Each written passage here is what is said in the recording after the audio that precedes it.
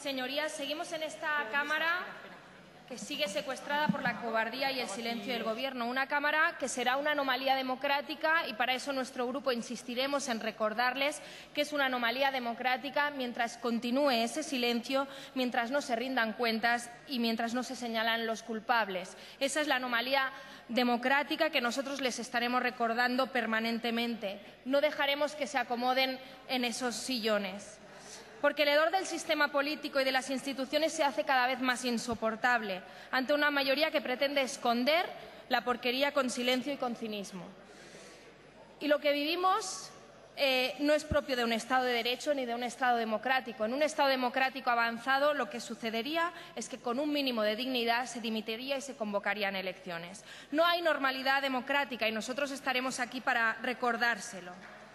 Y tampoco hay normalidad democrática, y este no va a ser un debate amable, ya lo aviso. No hay normalidad democrática haciéndonos debatir una reforma energética de este calado 2 días después de haber entrado en esta Cámara. Eso es propio, precisamente, de un régimen autoritario y antidemocrático. Eso es lo que es también esta reforma energética. Piensen que conocimos antes los SMS del señor presidente del Gobierno que no esta reforma energética. Y, en cambio, hoy nos hacen debatir este Real Decreto y, en cambio, el presidente no es capaz de comparecer en esta Cámara. ¿Y saben qué sucede? Que es que no somos marionetas. Somos diputados y diputadas de una Cámara elegida por ciudadanos y ciudadanas. No somos marionetas, no somos brazos de madera y no estamos aquí para legitimar una mayoría que está cada vez más desgastada y que no tiene credibilidad. Y eso es autoritarismo. Lo que no es propio de un gobierno, democrático es precisamente esa sensación de impunidad, esa sensación de no rendir cuentas o utilizar una mayoría absoluta para cambiar todo un sistema energético a golpe de Real Decreto. Eso es enterrar la democracia. Y usted lo ha vuelto a decir. No había ninguna alternativa. Claro que había. Sí, seguramente incluso la primera propuesta del Ministerio no era esta. Si nos han sometido a un segundo sainete estival, como lo que hicieron el año pasado, en julio, exactamente lo mismo. Por lo tanto, no es la única reforma energética posible. Es la única reforma energética posible que, según su dogma, según su ideología y según los acuerdos entre Hacienda y Energía, han podido llegar. Esa es la reforma energética que le ha llegado. Y eso es lo que cubre esta reforma energética, la arbitrariedad. La arbitrariedad es lo que caracteriza esta reforma. Esta reforma que es la enésima, que nos viene a decir hoy el mantra de siempre. Es que es como el día de la marmota. Esta es la definitiva. 7. Llevamos 7. 7 recortes energéticos, que es lo que ha sido. Llevamos 7 reformas energéticas y nos viene a decir que esta es la definitiva. 7 reformas en 560 días de gobierno. Y vuelven a decir que es la definitiva, pero ¿qué credibilidad tiene? ¿Qué credibilidad tiene? ¿Y cómo puede someter a un sector como el energético a 7 reformas en 1 año y medio? Eso sí que es arbitrariedad y una amenaza constante a un sector que es clave, clave para la economía, clave para la sociedad, clave también para el medio ambiente y clave incluso para la soberanía del país. Precisamente un sector como este, 7 reformas en unos meses. Una amenaza constante. Y de la misma manera que un gobierno o un presidente de gobierno no puede vivir amenazado, un sector como el energético tampoco puede vivir bajo la amenaza constante. Y sí, el problema, según usted, es el déficit de tarifa, que usted hablaba que empezó en el 2004. Pues no, empezó en el 2002 y empezó por un criterio político, cuando el señor Rato dijo que no convenía subir la tarifa de la luz. Y así empezó el problema y el desastre del déficit tarifario. Pero ¿sabe qué pasa? Que llevan 7 reformas energéticas, 7 recortes, más los del Gobierno anterior, pero ustedes se niegan a hacer una auditoría energética. Dicen que esta es la única posible. ¿Por qué no hacen una auditoría? Porque la transparencia ya sabemos que no va con ustedes, seguramente. Pero lo que tocaría es hacer precisamente una auditoría de los costes. ¿De dónde nos viene esa deuda colectiva? ¿Por qué estamos pagando una deuda y los intereses de esa deuda a las compañías eléctricas? ¿Qué es lo que se ha hecho bien? ¿Quiénes son los responsables? Mire, la Comisión Nacional de la Energía dicen hemos pagado 3.400 millones de euros más a las compañías eléctricas en términos de costes de transición a la competencia. Amnistiamos, les regalamos como ciudadanos, como Gobierno, esos 3.400 millones porque no los recuperamos con esta reforma. Por tanto, un regalo que no solo les damos 3.400 millones, sino que encima les pagamos los intereses. Y Europa dice, tienen que cambiar y hacer una reforma energética porque hay tecnologías que están sobreretribuidas, beneficios caídos del cielo, que se llaman, y tienen que cambiar el sistema de configuración de precios. ¿Qué han hecho en esta reforma? ¿Han cambiado ese mercado? Pues no lo han cambiado. Un mercado que es especulativo, que hace también incrementar el precio de la energía y hace que algunas tecnologías estén retribuidas. Y tiene relación con lo que yo exigía de rendir cuentas y transparencia. ¿Por qué a algunos no les toca precisamente estos recortes? ¿Por qué la hidroeléctrica, que tiene unos superbeneficios por encima de los costes, no les toca ese recorte o no cambian la configuración del precio? Pues no sé. A mí, como no le encuentro explicación a que no entre a recortar ciertas cuestiones, pues empiezo a pensar. El señor Villarmir, por ejemplo, es propietario de centrales hidroeléctricas. Por ejemplo, ¿de qué depende la reforma energética del Gobierno? ¿De quien tiene más influencia en el Gobierno? ¿De quien puede llamar directamente al presidente o enviarle SMS? ¿Sobre el nivel y el tamaño que tiene una empresa? ¿Depende de esto la configuración y el grado de los recortes? Porque la transparencia ya sabemos que no va con ustedes, seguramente. Pero lo que tocaría es hacer precisamente una auditoría de los costes. ¿De dónde nos viene esa deuda colectiva? ¿Por qué estamos pagando una deuda y los intereses de esa deuda a las compañías eléctricas? ¿Qué es lo que se ha hecho bien? ¿Quiénes son los responsables? Mire, la Comisión Nacional de la Energía dicen hemos pagado 3.400 millones de euros más a las compañías eléctricas en términos de costes de transición a la competencia. Amnistiamos, les regalamos como ciudadanos, como Gobierno, esos 3.400 millones porque no los recuperamos con esta reforma. Por tanto, un regalo que no solo les damos 3.400 millones, sino que encima les pagamos los intereses. Y Europa dice, tienen que cambiar y hacer una reforma energética porque hay tecnologías que están sobreretribuidas, beneficios caídos del cielo, que se llaman, y tienen que cambiar el sistema de configuración de precios.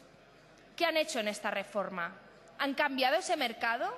Pues no lo han cambiado. Un mercado que es especulativo, que hace también incrementar el precio de la energía y hace que algunas tecnologías estén retribuidas. Y tiene relación con lo que yo exigía de rendir cuentas y transparencia.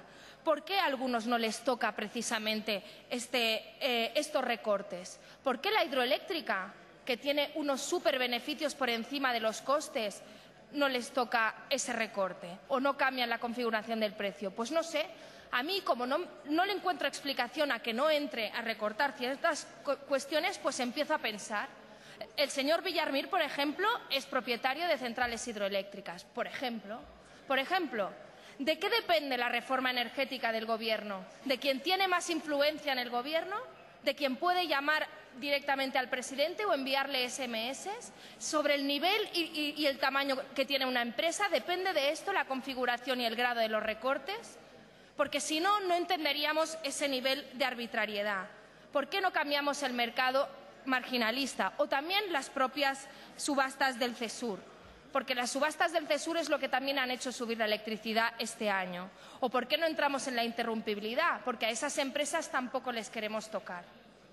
A la interrumpibilidad ha sido muy escaso cuando es algo que no necesitamos. Eso son ayudas de Estado. Dígalo claramente, queremos dar a algunas empresas ayudas de Estado. Estupendamente. Eso es lo que estamos haciendo. Pero entonces no me diga que el gran problema es el déficit tarifario. El gran problema, claro que es un problema el déficit tarifario, pero si no cambia la regulación del mercado no lo vamos a solucionar. Porque es que lo más curioso es que su manera de solucionarlo es, mire, ¿sabe que las renovables, y ustedes que son los liberales y que lo dejan todo al mercado, ¿saben qué? Que ahora las renovables van a cobrar en función de lo que nosotros creemos que deberían cobrar?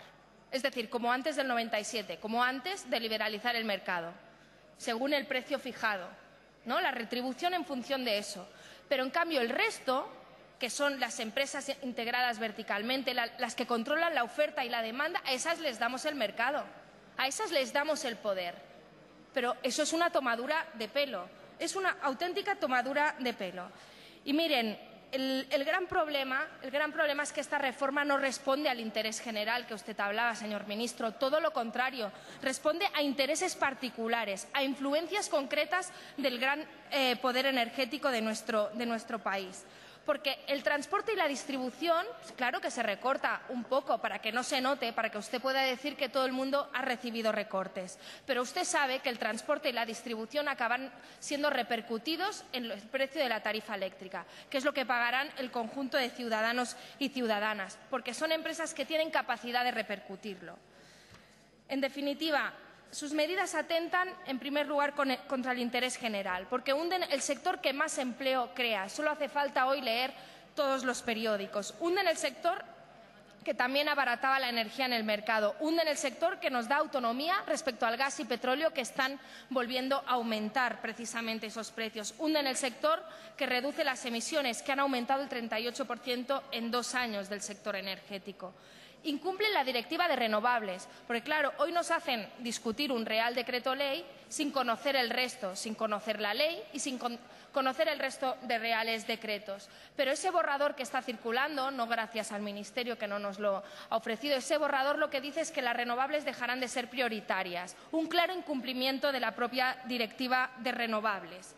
Por lo tanto, no es una reforma que responda al interés general, responde a un diseño concreto de cómo se reparte el poder en el sector energético, porque además esas formas de retribución luego podrán ser controlables. ¿Qué quiere decir una empresa eficiente? La que defina el Gobierno que es una empresa eficiente, definirá el tamaño, qué tipo de inversores. ¿Serán las grandes empresas el modelo de empresas eficientes? ¿Eso lo dirá el Gobierno? En definitiva, aquí hay 2 grandes víctimas, el sector de las energías limpias y, sobre todo, los consumidores. Los consumidores y, al fin y al cabo, los ciudadanos, que pagan doble gracias a lo que aporta el Estado y por el aumento del precio de la energía. Porque es que usted tiene la desfachatez o el cinismo de venir aquí, que es una reforma para que no aumente el precio de la luz. Pero si lo que prevé precisamente es el aumento de la tarifa de la luz. Es lo que prevé precisamente esa reforma. Y viene aquí a decirnos, no, vamos a poner la solución. Pues no, señor, no la pone. Seguramente lo único que nos gusta es el criterio de renta del bono social. A nosotros nos parece bien el criterio de renta. Lo que no nos parece bien es que queden excluida demasiada gente, porque uno de los problemas de este país es precisamente la pobreza energética. Tenemos un 10% de la población que son pobres energéticos y esta reforma energética no les da solución. Tenemos muchos excluidos de lo que debería ser un bien básico y ustedes no cambian precisamente esa cuestión. La última cuestión es el autoconsumo, otro ejemplo de cómo ustedes atentan en este caso contra la libertad y la democracia energética. Porque lo que más daño les hace a las grandes empresas es que haya gente que pueda decidir desconectarse y tener energía propia, ser productores y ser consumidores que no dependan de las grandes empresas. Y por eso ustedes se afanan precisamente en poner un registro, más burocracia y sobre todo peajes para impedir el desarrollo del autoconsumo y ya no digamos del balance neto, algo que es de lo más avanzado en países como Alemania o California, que son líderes a nivel energético. Por lo tanto, una reforma arbitraria que da inseguridad y que, igual que la corrupción, alejará la inversión en este sector. Sinceramente, esta reforma Señora diputada, tiene usted que terminar. Esta reforma se puede resumir en arbitrariedad, opacidad, amiguismo, injusticia, inseguridad, engaño y autoritarismo. Yo creo que muy lejos de lo que necesita este país en términos políticos, en términos energéticos, sociales y medioambientales. Sinceramente, esta reforma es un lastre, como también lo es esta mayoría y el presidente del Gobierno. Muchas gracias.